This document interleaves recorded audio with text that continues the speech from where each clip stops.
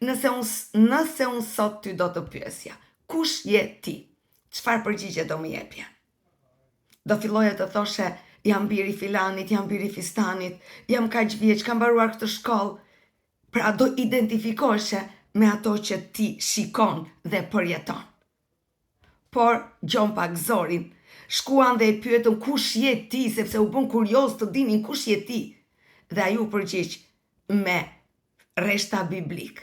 Ai u përgjigj me atë që Jesaja, profeti Isaja tha, unë jam ai që shtron rrugën e atij që do të vijë.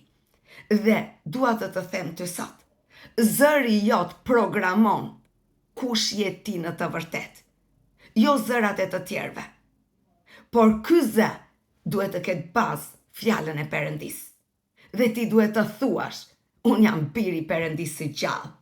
Unë jam i shëruar, unë jam i bekuar, unë jam thirrur të mos lodhem kur, por të ngrihem gjithmonë me forca të reja.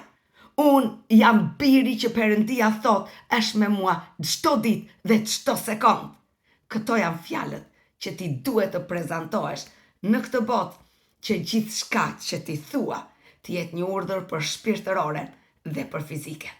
Mëso të sillesh si një bir, të flasësh si një bir me atë që Perëndia thot, jo me atë që njerëzit thonë, por me atë që Zoti thot për ty.